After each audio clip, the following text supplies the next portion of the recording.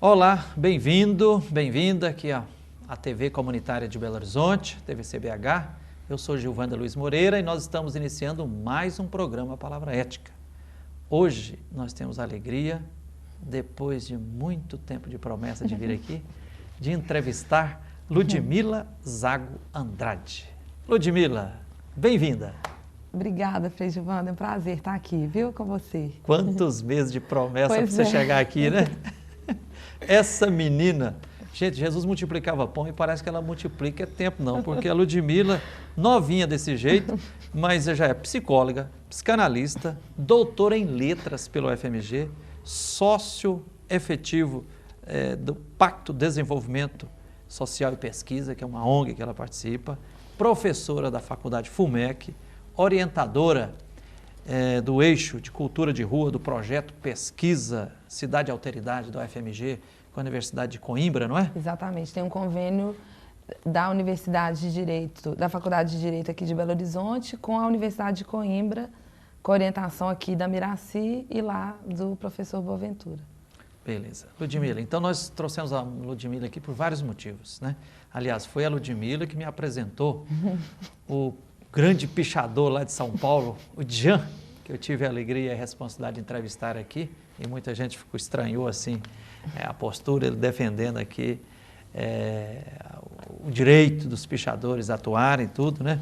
Mas estamos aqui para com a Ludmila, conversar sobre duelo de MCs, jovens e cultura de rua, pichação, né? Ela está pesquisando esse assunto. Falar também sobre o processo dos piores de Belo, né? Mas, Ludmila, vamos começar do início. Você nasceu em Belo Horizonte? Nasci em Belo Horizonte. Então Sim. Prata da terra. Sou. Ludmila, em rápidas palavras, conta para nós um pouquinho da sua trajetória, né? Muitos caminhos trilhados e para você chegar aqui e se tornar psicóloga, psicanalista, doutora em letras, e pesquisadora e professora universitária. Pois é, eu me formei na PUC em psicologia. PUC Minas. Na PUC Minas. Comecei a estudar psicanálise desde o início do curso. E quando eu estava fazendo cursinho para ir para a faculdade de psicologia, eu pensei que eu sairia da faculdade e depois faria letras. E aí eu saí da faculdade, fiz o mestrado e o doutorado na literatura brasileira, na Federal. E quando eu saí Estudou algum assunto específico na literatura? Eu trabalhei com a obra da Clarice Lispector no mestrado e com a obra da Hilda Hilst. No doutorado, eu trabalhei com a relação entre a vida e a obra. Na verdade, eu queria um pouco saber dessa relação que é muito estreita, né, e que, por vezes, um escritor pode mudar o destino dele, né? Um escritor ou um artista pode mudar o seu destino, né? O destino que alguém dita para ele a partir do que ele faz, do que ele constrói, no caso da Hilda Hilst, através da literatura, né? Ok. E você pesquisa e acompanha, então tem inclusive essa ONG, né? Pacto Desenvolvimento Social e Pesquisa, né? Sim, sim. Das muitas pesquisas que você vem fazendo aí, uma delas é sobre o povo de rua?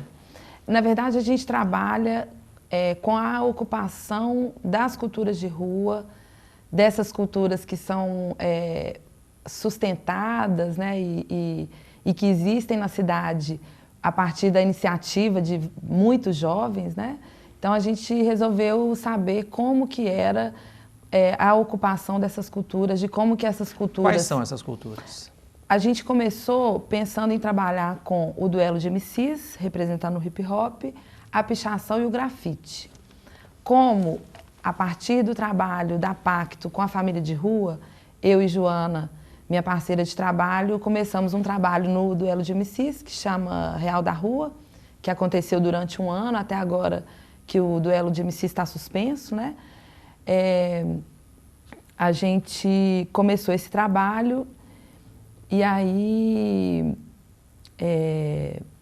eu acabei não podendo pesquisar exatamente o duelo de MCs, porque eu já estava trabalhando com aquele público, né, trabalhando com as questões que envolviam aquela ocupação.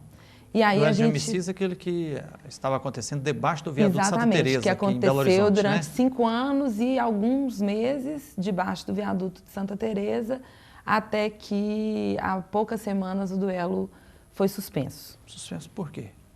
Suspenso para se refazer, para se reposicionar, suspenso em função de um desgaste, né, um desgaste sentido pela organização da festa em relação ao poder público, a todo o ordenamento da cidade, ao código de posturas, né, e todas as possíveis interferências que que a administração pública poderia fazer nessa festa, que é uma festa da juventude, de vários setores, né, da sociedade, de muitos lugares da cidade que se encontram ali, né, ou se encontravam. Ludmila, o que você está descobrindo ao pesquisar essas culturas de rua? Né? Grafite, picho e duelo de MCs. Pois é, quando eu estava no meio assim, do doutorado, eu tinha muita vontade de sair um pouco dos livros. Eu já vinha num trabalho com a saúde mental já de alguns anos, um trabalho na iniciativa privada, digamos assim, né, de atendimento da saúde mental, e estava assim procurando o meu caminho, assim, o meu lugar na cidade, o meu lugar no meu percurso mesmo, né, o que eu iria fazer com esse caminho todo. Você me fez lembrar do bispo Dom Luciano Mendes, já velhinho, pouco tempo antes de morrer. Uma vez perguntaram para ele assim: Dom Luciano, com tanta atuação e tantas viagens, você continua lendo muito? Ele falou: olha, não estou tendo mais muito tempo de ler os livros, não, mas estou lendo muito as pessoas, os fatos, os acontecimentos. Sim, sim. Isso é muito importante, você falou que né? sentiu necessidade de sair, sim, de pesquisar as literaturas para ir exatamente. Pesquisar a vida concreta. É. E eu fui exatamente, me deparei com o duelo de MCs, já tinha um percurso de observação do grafite da cidade há alguns anos, e fui descobrindo como que, acho que uma das coisas talvez a principal coisa que eu descobri até aqui, é que o jovem da periferia, né, essa juventude que vem para o centro da cidade, é impressionante o potencial que esses jovens têm, né? A lucidez, o potencial crítico, político, emocional, psicológico, né? Acho que são meninos assim muito... Foi uma revelação para mim realmente encontrar a juventude. Acho que são meninos que têm muito talento assim para construir percursos novos na cidade, para construir alternativas de lazer, de encontro com as pessoas, né? Acho que... porque eu assim, eu experimento, eu não sou de família pobre, no campo, né? Mas assim, transito na minha história por vários pontos, né? E sinto que uma das grandes desgraças, males na sociedade, são esses guetos, né? Por exemplo, assim, o abismo se cria entre o povo do asfalto e os do morro, né? Sim. Quem está no condomínio fechado e outros que estão em favela. E essas separações vão atiçando os preconceitos e os tabus, né? Sim. Mas sim. como você fala, quando a gente chega lá e começa a conviver, a gente percebe pensando um potencial tremendo, sim, né? Que tem a ver com esse encontro que acontecia ali no centro da cidade, por exemplo, no caso do duelo de MCs, né? Tantas pessoas de idades, classes, bairros. A Pacto chegou a propor uma enquete junto ao público do duelo. Chegamos a 60 pessoas, mais ou menos, entrevistadas. A gente teve contato com pessoas de 45 bairros diferentes da cidade. Tudo, né? Se aglutinava ali. Todos encontravam, curtir o todos duelo de encontrando-se MCs, ali, exatamente. Várias regiões e várias classes também, uma interculturalidade muito grande. Sim. E outra coisa que talvez seja importante frisar nesse trabalho com a cultura de rua é o tanto que é fácil a gente marginalizar e retirar um pouco da dignidade daquele outro que a gente não conhece. Nessa linha, Ludmila, aí que eu ia te perguntar, porque, por exemplo, quando eu tive a oportunidade e a alegria de entrevistar o grande pichador de São Paulo, Jean, aqui, né? Quem não assistiu ainda, sugiro, está lá no YouTube, né? Palavra Ética com o pichador Jean, né? Cara de uma sabedoria extraordinária, né? Mas, inclusive, eu aproveito para agradecer, você me abriu esse mundo assim, né? E muitas coisas na vida que é convivência, né? E aí eu observo de lá para cá, na reação das pessoas, Ludmila, muita gente dizendo assim, olha, não, grafite, beleza, embeleza a cidade, não sei o que lá mais, piche, não, piche suja, estraga, avacalha, não sei o quê. Pesquisando grafite e picho, quais as relações, o que você percebe que é preciso colocar, socializar com um público maior? Eu acho que o grafite é uma cultura de rua, né, importante, é uma arte urbana que está aí na cidade, né, mas que talvez tenha sofrido muito com a apropriação que o Estado fez do seu discurso, né, assim, o fato do grafite ser belo, né, e ter muitas vezes essa intenção de restauração, de essa finalidade artística, tal qual o Estado supõe, faz com que, às vezes, o grafite sirva muito mais para marginalizar a pichação, né? Ou sirva também para isso, né? E acho que é interessante a gente pensar assim, né? O Djan, eu me lembro, acho que ele chegou a falar assim, né? Do que é mais agressivo, né? Se é um muro ou se é uma pichação no muro. Eu lembro quando ele falou assim, falou, olha, hoje está lá no negócio aí que parece que é contravenção, né? Sim. O piche. É um crime de baixa-teor ofensivo, é um crime ambiental. Crime ambiental, exatamente. Ele falou, mas o que é crime ambiental? Eu ir lá e passar uma tinta no muro, e essa tinta depois pode alguém pôr água lá e tirá-la e tudo. Ele falou, para mim o crime ambiental não é a tinta, é o muro. Sim. É o muro que privatiza o que deveria ser público. O muro é que atrapalha a circulação do vento, que privatiza aquilo. Sim, sim. É interessante porque a pichação certamente incomoda mais as pessoas, né? E aí tem, por exemplo, a questão, o critério da beleza, né? Que algumas pessoas dizem que é feio. Acho que é interessante a gente pensar se o fato das pessoas acharem feio, se também não tem a ver com o fato dessa ser uma cultura eminentemente periférica nas cidades, né? Então, assim, é um traço característico das capitais brasileiras. Todas as capitais, São Paulo, Rio, Belo Horizonte, Salvador, Recife, todas elas têm como característica os traçados das pichações dos seus muros. São cidades pichadas. São cidades pichadas.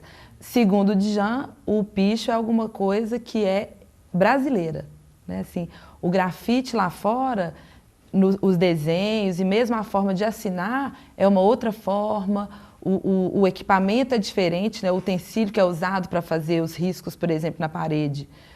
Nas tags, por exemplo, usa-se mais as canetas, talvez lá fora, mas você não tem essa estrutura assim, de vir da periferia, desses grupos que vão se encontrando, dessa ampliação da circulação pela cidade, entre as pessoas da cidade, da mesma forma como é a pichação brasileira. Parece que em nenhum outro lugar do mundo acontece nessa forma que a gente vê aqui, né? Ludmila, a prosa está boa, mas nós vamos ter que fazer um pequeno intervalo. Nós estamos hoje aqui no Palavra Ética entrevistando Ludmila Zago Andrade.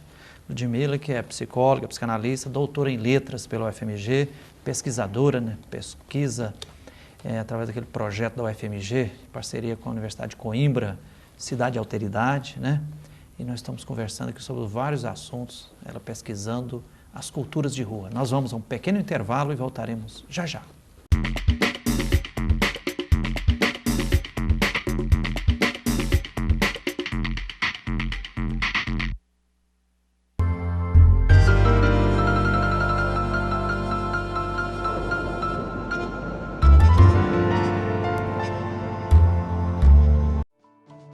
Quando você passa por um momento difícil, como enfrentar um linfoma, dá valor a toda ajuda que recebe. Eu agradeço de coração todo mundo que me ajudou. Mas é importante lembrar das pessoas que ainda precisam ser ajudadas. E você pode ajudar entrando no movimento contra o linfoma. Acesse Quem Ajuda Amigo É e seja meu amigo.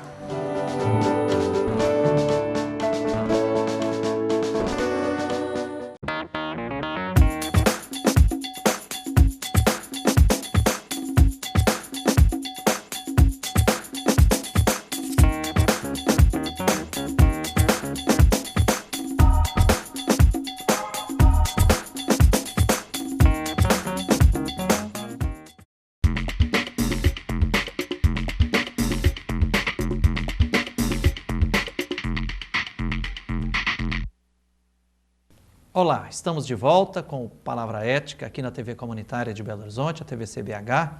Eu sou Gilvanda Luiz Moreira. Lembrando que a programação da TV Comunitária de Belo Horizonte também está acessível via internet, através do seguinte endereço, www.tvcbh.com.br, tvcbh.com.br. E lembrando que depois que os programas são veiculados aqui na TV Comunitária, são disponibilizados na internet, no YouTube, e vão lá também para o blog palavraetica.blogspot.com.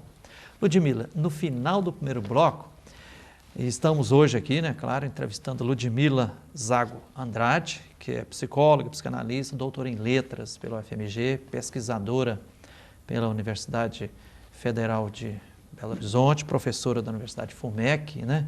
E ela pesquisa pelo projeto Cidade e Alteridade, uma parceria, um projeto da UFMG com a Universidade de Coimbra, né? Tem também a participação da professora Miraci, professora Boaventura Souza, que coordenam, né? Uhum.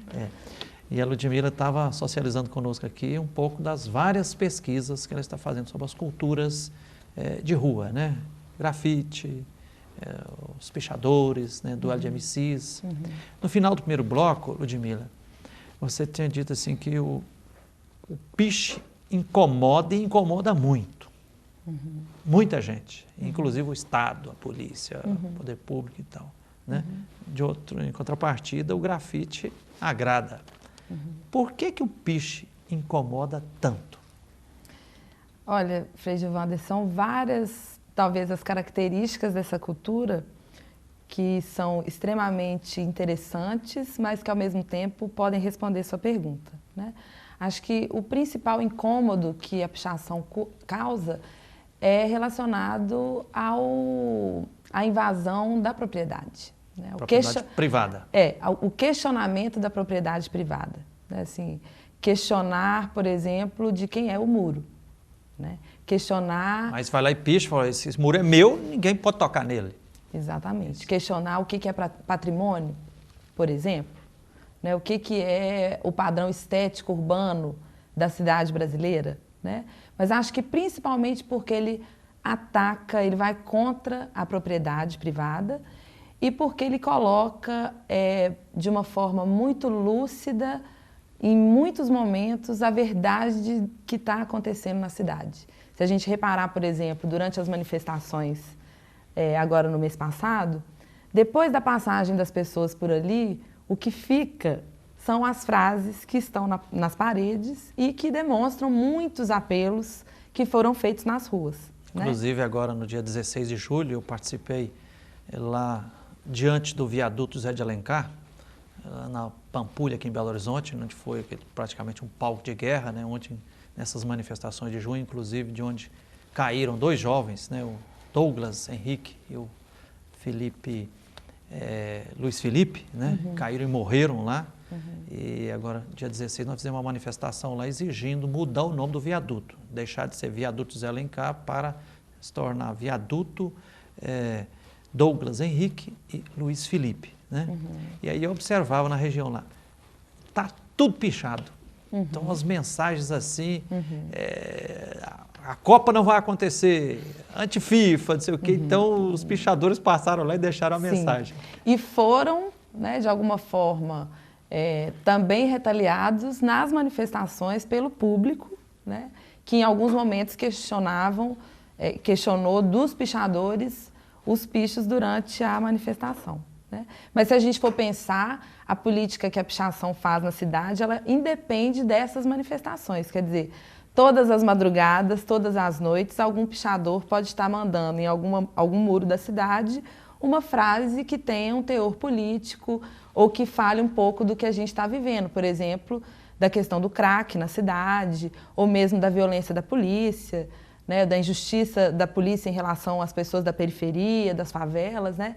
Quer dizer, a pichação ela é extremamente lúcida em relação ela tem uma crítica, né, sobre a cidade mesmo. Assim, os pichadores têm esse objetivo claro de ser críticos, por exemplo, tocar nesses tabus, propriedade privada, questionar. Isso é uma crítica explícita, intencional? Por que e para que os pichadores picham? Pois é, eu acho que essa pergunta, né, assim, por quê? É até interessante, a gente teve na Bahia, E aí encontramos vários pesquisadores daqui, da Bahia, de São Paulo e do Rio, e alguns pichadores também desses mesmos lugares. Vocês fizeram o que lá? Foi um seminário? Fizemos um seminário na UFBA, o Djan e o Sérgio Miguel Franco. Universidade Federal da Bahia? Exatamente. Foi um seminário que chamou Derivas e Memórias Contemporâneas da Pichação. E interessante porque a razão de pichar, né, e mesmo a pichação, assim, talvez seja interessante a gente usar um pouco o que a gente usa para ler poesia, ou para ler esses textos que a gente, a princípio, acha que são ilegíveis, mas que estão explorando a linguagem de uma outra forma, né? Assim, a pichação, ela, com certeza, pretende transgredir, né? Ela tem a ver com a transgressão, com isso que é incontrolável, que não se quer autorizar por ninguém, né? Quer dizer, o pichador, ele até pode fazer o picho de outro para esse outro ali no muro quando ele está pichando. Mas ele responde totalmente por aquilo que ele faz, né? E, ao mesmo tempo, ele tem, sim, a intenção de que isso faça pensar, ou de que isso incomode de alguma maneira. Porque, a partir de um incômodo, a gente pode pensar nas coisas de uma outra forma, ou ver algumas coisas que a gente não está acostumado a ver, né? Assim, eu costumo brincar que o picho é um cisco no olho. Assim, a gente olha para esse texto, cisco no olho, né?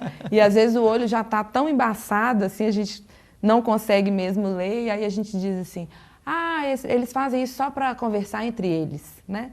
E mesmo que seja, se a gente for pensar que eles escrevem palavras, né, nos muros, nas paredes, não tem como a gente pensar numa palavra que é escrita só para quem escreveu, né?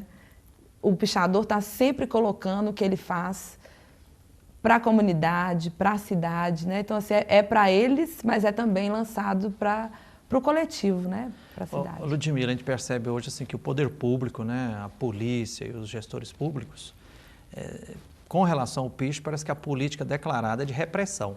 Sim, né? É assim, um caça às bruxas. Uhum. Pelas pesquisas e pela convivência, pelo que você está aprendendo e descobrindo junto aos pichadores, você percebe assim que insistir nessa política da repressão é uma estupidez? Por exemplo, assim, é viável e o pessoal vão conseguir limpar a cidade?